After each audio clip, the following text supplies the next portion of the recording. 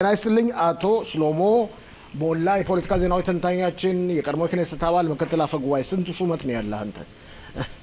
ለራ በጣም ብዙ ሹመት ማዘር ፋሲል አይለኝም አሁን የነበረ ነው ሁሉ የነበረው ሁሉ ጊዜም እንዳለ ነው እኛም በእኛ በኩል የሚቆጠረው ወንድማችን በእኛ በኩል ሁሉ ጊዜም እንዳለ ነው። አቶ ሽሎሞ እስቲ በአዛ እንጀምርና በአሁኑ ወቅት ያለውን ተጨባጭ ሁኔታ እንዴት ታያለህ? 5 ክፍለ ጦሮች ውጊያ ያደረጉ ነው። ከዚህ በተጨማሪም ሰብአዊ እርዳታዎች በስነ ስርዓት መከፋፈል ጀምረዋል። እርግጥ ትላንትና ወደ ማምሻው ላይ የተለያዩ ችግሮች ተፈጥረው ነበር። እነዛ ችግሮች ተፈተዋል። አሁን ማከፋፈሉ እንደቀጠለ ነው ይባላል። በመጀመሪያ መጨረሻው ለጥያቄ ላይ ልጀምርና አንዱ እና የማሸነፊያ መሳሪያ ይሆናል ተብሎ የሚገመተው የሚገባውን የሰብአዊ እርዳታ ሐማስ አከፋፋይ አለመሆኑ ነው። የእስራኤል ሀገር መንግስት ከመጀመሪያው ጊዜ ጀምሮ ለምን ይህን ስትራቴጂ እንዳልተጠቀመ በጣም ትልቅ አጠያያቂ ጥያቄ ነው። ታስታውሳለህ? ለምን አንግባበት ወደዚህ ብንገባም የጦር ኃይሉ በጎ ፍቃደኛም አልነበረም። ታስታውሳለህ?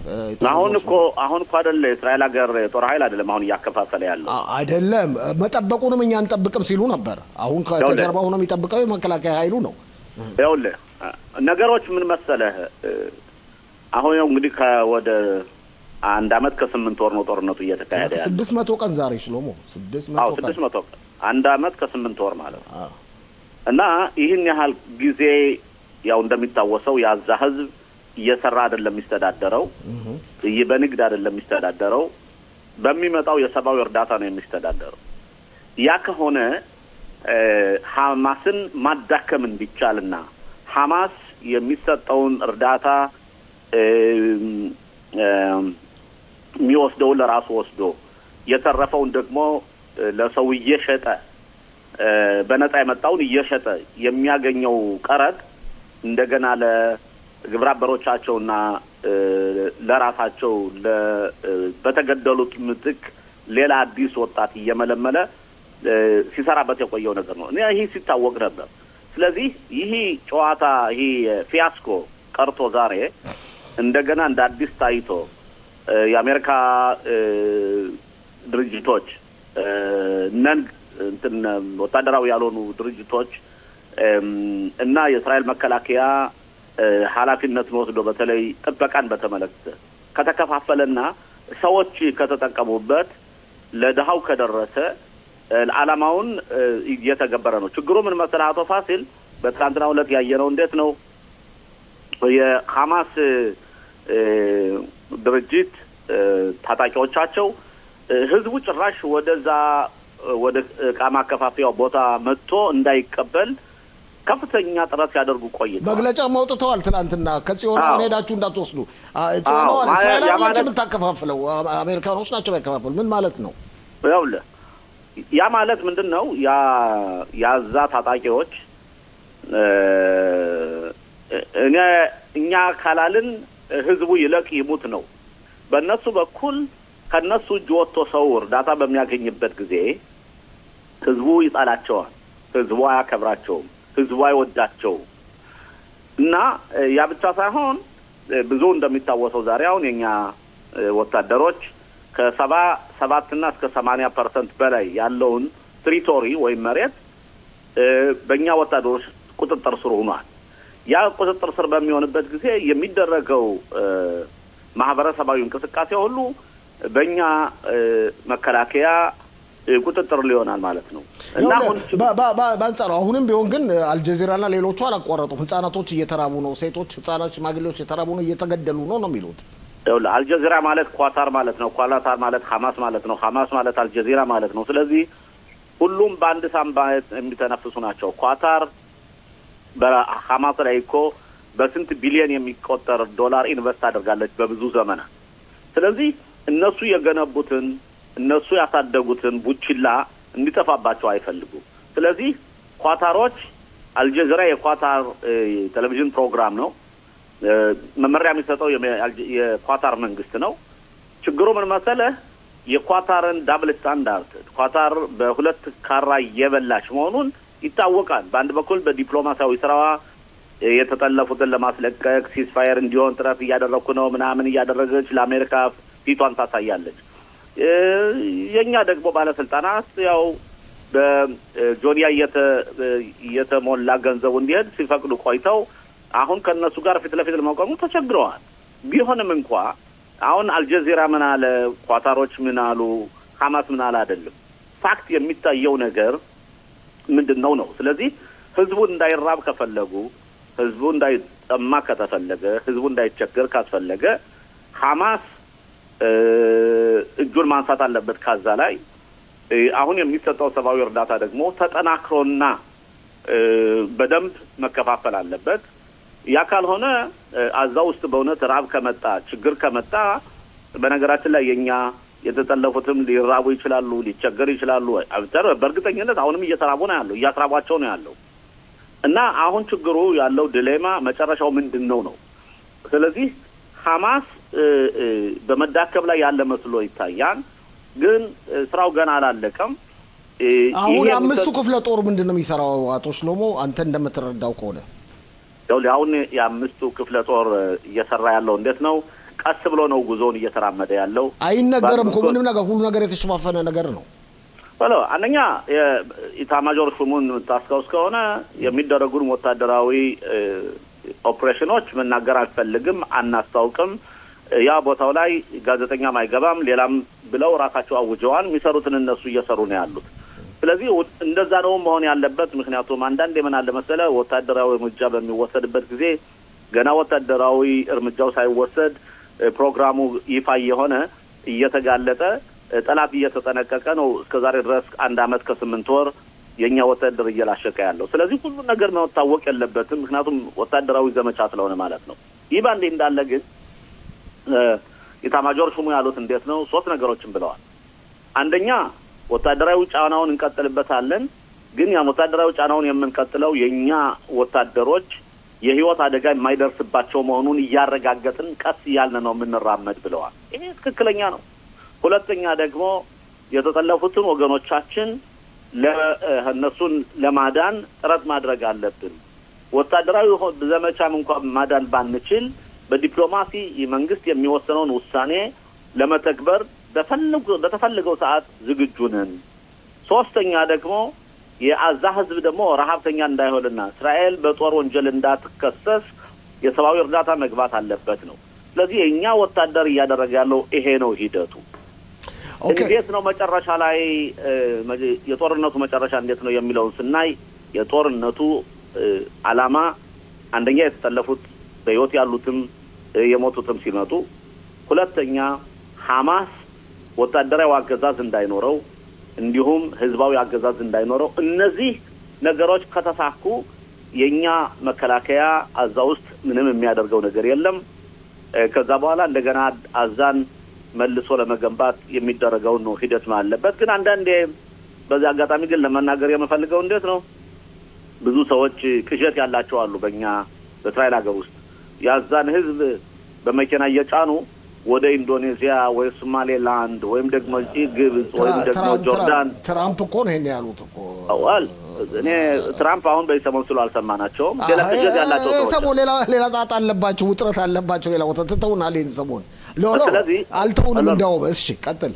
አሁን ይያሉ ያሉት እሳቸው ትራምፕ እኮ ሌላው ሰው አይበለም ማለት ይችላል ትራምፕ እኮ ትዕስት ናቸው ቀይሳዩ ቀይዮና አሁን ከፑቲን ጋር ግብ ላይ ናቸው አሁን ፑቲንን ተው እኔ አሁን በእኛ በኩል ያለው ማለት ነው አረንጓዴ ሲሆን አረንጓዴ ይሆናሉ ቀይ ሲሆን ቀይ ይሆናሉ ቢጫ ሲሆን ቢጫ ይሆናሉ አሁን ሰማያዊ ሲሆን ሰማያዊ አሁን ቀለሞች ሁሉ ስላለቁ ምን አይነት ቀለም እንደምናመጣላቸውና ቀለማቸውን እንደሚያሳዩ አናውቅም ለማንኛው እስራኤል ምን ጊዜም ቢሆን ኃላፊነት መውሰድ ያለባት በመታደርገው ተድራጎት በመታደርገው ስራ እስራኤል የአሜሪካ መንግስት ያደነናን ያወጣናን ይያሉ እንደ መሲህ አርገው ሲያዩት የነበሩ ሰዎች ዛሬ አይናቸው ውስጥ እብቅ ገብቶ እያለቀሱ ባያወጡ ነው ያሉት ስለዚህ ትራምፕን እንደ ሀዳኝ እንደ ፈዋሽ አርገው ያዩ ሰዎች ያን ባያደርጉ ጥሩ ነው ገና ጆ ባይደን የተሻለ ነበር ይያሉ ለጆ ባይደን ደብዳቤ እንደሚሰጡና የይቅርታ ጉንብስና ሄደው እንደሚለምኑ ምንም ጥያቄ የለውም። ኦኬ ጊዜ ካለ እንደገና ወደ አዛም መለሳለሁ። ዛሬ ጠዋት አንተ ዛሬ ፕሮግራም ላይ ያለ ዛሬ ጠዋት አንተን አስቦ ነው መሰለኝ አንተ እንደምትኖር ታስቦ ነው መሰለኝ ሁቲዎች ዛሬ በሰና አየር ማረፊያ ተደብድበዋል። እንደውም የቀረቻቸው አንድ አውሮፕላን ዛሬ ልክ ከዮርዳኖስ አማን መጣ ስታርፍ ጠብቆ እስራኤል አየር ኃይል ያቺን የተረፈቻቸውን አንድ አውሮፕላን የህዝብ ማመላለሻ አውሮፕላን አውድሞባቸዋል። የወተት ዝንቦች መጥፋት አለባቸው። የወተት ዝንቦች መዳከም አለባቸው።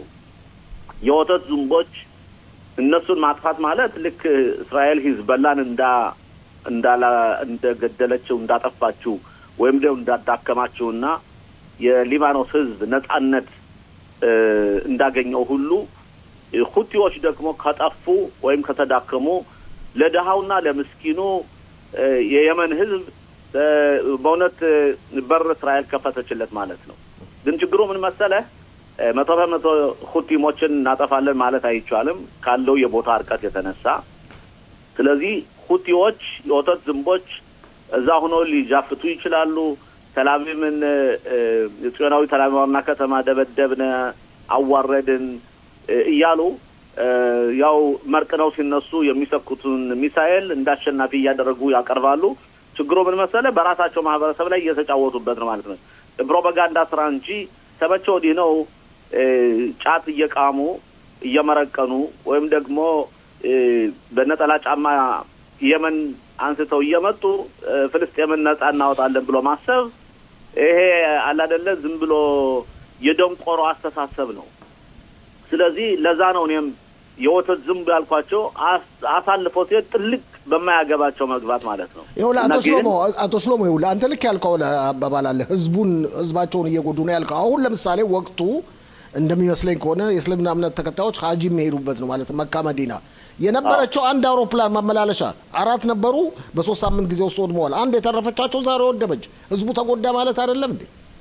ህዝቡ እኮ እንዳይጎዳ ከፈለገና በአውሮፕላን ያቺ ያለችው አውሮፕላን የሌላውም ተጠግኖ በእግራቸውም ሄዱ ወይም በመርከብም ተጓዙ ያን ሁሉ እንዲያደርግ ከፈለገ ህዝቡ እኮ ሁቲዎችን ማለት ነው መጥፋት አለበት። ውጡልን፣ አርፋችሁ ተቀመጡ። አሁን ሁቲ የወተት ዝንቦች የሚገዙበት አካባቢ ቦታ የነበሩ ወደቦች በሙሉ የባህር መደቦች ወድመዋል። የአውሮፕላን መደቦች ወድመዋል። አሁንም እስራኤል ስራዋን ትቀጥላለች። ስለዚህ እኛ በ3 ሰዓት ሌሊት ወይም በ4 ሰዓት ሌሊት ልጆቻችን ከእንቅልፍ እየተቀሰቀሱ የሁቲም አገዛዝ ያለው ህዝብ ወደ ሳውዲ አረቢያ ሄዶ ጦለት ሊለምን አይችልም። ለምን ምን ብለው ነው የሚለምኑት? ከሁቲም ውጭ አውጡልን ነው ወይስ ፍልስጤምን ነጻ አውጣ ብለው ነው የሚለምኑ? አምላካችን እኮ እነሱንም አይሰማቸውም። መጀመሪያ ራሳችሁን አጽድታችሁ ሁኑ ነው የሚላቸው። ስለዚህ ዝም ብለው ከዛው የመን ሆነው ድህነታቸውን ደሃ አድርገው በድህነታቸው በወንዝ የሚሄድ ውሃን እየጠጡ ረሃባቸውን ረሃብ እያደረጉ ቢቀመጡ ይቻላል እንጂ እየተራቡ ጀዳ ሄዶ ጸሎታለሁ ብሎ ማሰቡ ተገቢም አይደለም፣ ትክክልም አይደለም፣ ያውም ስራችንም አይደለም። እኛ የምንፈልገው ሁቲዎች የሚያደርጉት ተድራጎት የአካባቢውን ህዝብ የሚጎዳ ነው። ለህዝቡ የሚጎዳ እንጂ ለፍልስጤም የሚጠቅም አይደለም። ለነሱም የሚጠቅም ግን ተጠቃሚው ማን ነው? የባብ ራሱ ነው። የባብ ራሱ ማን ነው? ኢራን ነው። ለምሳሌ ጠቅላይ ሚኒስትር ቢንያሚን ኔታንያሁ እንደዚህ ብሎ ተናግረዋል። አንተም ሁሉ ጊዜ የምትለው ነው የባብ ራሱ ጭንቅላቱ ኢራን ነች። ኢራን ላይ እርምጃ መወሰድ አለበት። እዚህ ላይ እየተቃረብን ነው ማጠቃለል።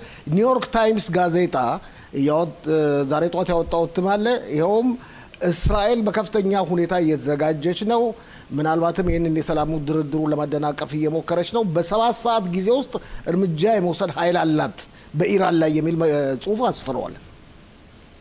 እስራኤል የአሜሪካ 51ኛ ሀገር አይደለችም። እስራኤል ራሷን የቻለች ኢንዲፔንደንት የሆነች ሀገር ናት። እስራኤል ለምሳሌ ስስቱ ትራምፕ በሁቲሞች ላይ ምን ነው ዛሬ ተወጥቶ ታደርገው ተው ስስቱ ትራምፕ በሁቲሞች ላይ ያደረገውን ስምምነት ሲያደርግ እና ልክ ሁቲዎች ወደኛ ሚሳኤል እንዲተኩሱ ሲፈቅድላቸው እኛን አማክረው አይደለም።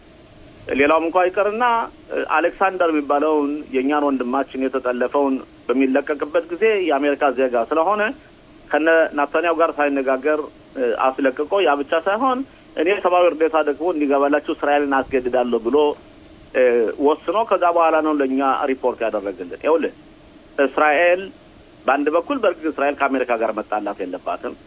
በተቻለ መጠን ከአሜሪካና እስራኤል ያላቸውን አላይንስ ወይ ወዳጅነት የሚጠናከርበትን መንገድ መፈለግ አለበት።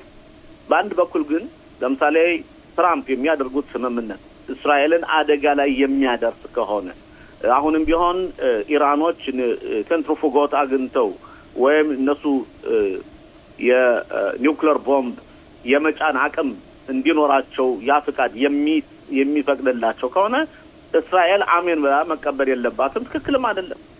ስለዚህ አሁን ባለንበት ሰዓት ውስጥ አሁን በምናደርገው ጊዜ በሚደረገው ውይይት ላይ ግን እስራኤል አይኗን አፍጥጣ የትራምፕን አይን ለማውጣት እስራኤል ኢራንን ትጎዳለች ወይ ኒውክሌር ቦምብ ፕሮግራሟን ታወድመዋለች ብዬን ያላምንም።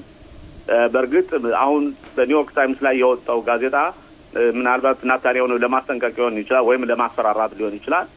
ራሱ ትራምፕ ደውሎ ጠቅላይ ሚኒስትር ቢንያሚን ናታንያሁ ይህን ማድረግ የለብህም እንዳታደርግ ብሎ አስጠንቅቆታል ይባላል። ኒውዮርክ ታይምስ እንደዚህ ነው። ይሄ ኒውዮርክ ታይምስ አመለካከት ነው። ትራምፕ አይደለም አቶ ፋሲል፣ የኒውዮርክ ታይምስ አመለካከት ሳይሆን ቢንያሚን ናታንያሁና ትራምፕ በዚህ 48 ሰዓት ውስጥ ተነጋግረዋል በስልክ። የተነጋገሩት ደግሞ በኒውዮርክ ታይምስ ብቻ ሳይሆን እስራኤል ሀገር በልበኛ በራሳችን ቋንቋ ጋዜጣዎች ሁሉ ተዘግቧል። ስለዚህ አሁን ባለንበት ሁኔታ መጀመሪያ ጠቅላይ ሚኒስትር ቢንያሚን ናታንያሁ ማድረግ ያለባቸው የሞሳድን ሰራተኞች እሳቸው ስለሚያዟቸው መረጃውን ሁሉ ስለሚያውቁት የሚደረገው ስምምነት ላይ አሁን ኩሽና ውስጥ ገብተው ያበሰሉት ያለው ወጥ በብረት ድስት የሚበሰለው ምግብ ያ ምግብ ምንድነው ነገሩ የሚለውን ወይም የሚደረግ ስምምነት ምን አይነት ስምምነት ነው የሚለውን ለጠቅላይ ሚኒስትር ቢንያሚን ናታንያሁና ለካቢኔው የሞሳድ መረጃ ሰብሳቢዎች ማቅረብ አለባቸው ይመስለኛል። እንደሚያቀርቡ በአሁኑ ወቅትም ዳቪድ ባርኔ የሞሳድ አዛዥ አሜሪካ ነው ዋሽንግተን ነው የሚገኙት። አሜሪካ ይገኛሉ። እንዲሁም ደርመር የሚባሉት ሚኒስትር እዛም አሉ። ሌሎች ባለስልጣን የተለያዩ መንገዶች አሉ። በነገራችን ላይ የአሜሪካና የእስራኤል ወዳጅነት በፕሬዚደንት ትራምፕ እና በናታንያሁ ግንኙነት ብቻ የተመሰረተ አይደለም። ሁለቱ ሀገሮች የደህንነትና የመረጃ የመቀያየር ስምምነት አላቸው። የአሜሪካ ህዝብና የእስራኤል ሀገር ህዝብና ህዝብ ግንኙነት ደግሞ ጠንካራ የሆነ ግንኙነት አለ። ይሄ ባለበት ሁኔታ ነገሩ በቀላሉ የሚፈርስ አይደለም። ስለዚህ ግን ናታንያሁም እንደማስበው ከሆነ አይን ያወጣና ያፈጠጠ ከአሜሪካ ጋር ተጣልቶ የኢራንን የኒውክሌር ቦምብ ፕሮግራም የምታስወግድበት አይደለም። 10 ሰዓት ፋሲል ይህን አይነት ኦፕሬሽን ለማድረግ የሚያስፈልገው የጦር መሳሪያ ከአሜሪካ ብቻ ነው ያለው፣ ከአሜሪካ ብቻ ነው የሚሰጠው። ስለዚህ ያ የጦር መሳሪያ ያ ብቻ ሳይሆን ይህን እርምጃ ከወሰድን በኋላ ምናልባት ባለፈው እንዳደረጉት ኢራኖች በእኛ ላይ ሊዘምቱ ይችላሉ፣ ማለትም ሚሳኤል ሊተኩሱ ይችላሉ። ያን ሚሳኤል ደግሞ እስራኤል ብቻዋን ለመታደግ ትቸገራለች። ያን እንዳይሆን ጥበብና እውቀት የተሞላበት ወታደራዊ ስትራቴጂና የዲፕሎማሲ ስትራቴጂ ተጠቅሞ መሆን አለበት ይህን። ስለዚህ ናታንያሁን እኔ በዚህ መድረክም በእርግጥ ላይሰሙ ይችላሉ አማርኛ ስለምናገር መላቸው ስሞት ግቢርን አይስሟቸው። ስሞትሪና ቤንግቢርን አይስሙ። የመከላከያና የመረጃ አባላትና የእሱ ቅርብ የሆኑ የመከላከያ ሚኒስቴር ሰራተኞች የሚሉትን ያዳምጡ። መጨረሻ ውሳኔው የእርስዎ ሊሆን ይችላል። ግን ኢራን ካልተቀጠቀጠች፣ ኢራን ካልተወገደች፣ ኢራን ግን የኢራን ህዝብ ማለት አይደለም፣ ግልጽ ለማድረግ ይሄ ያለው አገዛዝ እስካልተወገደ ድረስ የዚህ ቀጠና ወይም ደግሞ የዚህ የማዕከለኛው ምስራቅ ህዝብና ሀገሮች በሰላም አይኖሩም። ስለዚህ ሁቲዎች ወይም ወተት ዝንቦች ሊፈርሱ የሚችሉት ኢራን ስትቀጠቀጥና የባብ ራሱ ሲቀጠቀጥና ሲሞት ነው። አቶ ሽሎሞ ሞላ የቀድሞ የክኔስት አባል የፖለቲካ ዜናዎች ተንታኛችን ምክትል አፈ ጉባኤ በጣም እናመሰግናለን። አቶ አመሰግናለሁ። መልካም ቀን። መልካም ቀን ክቡራት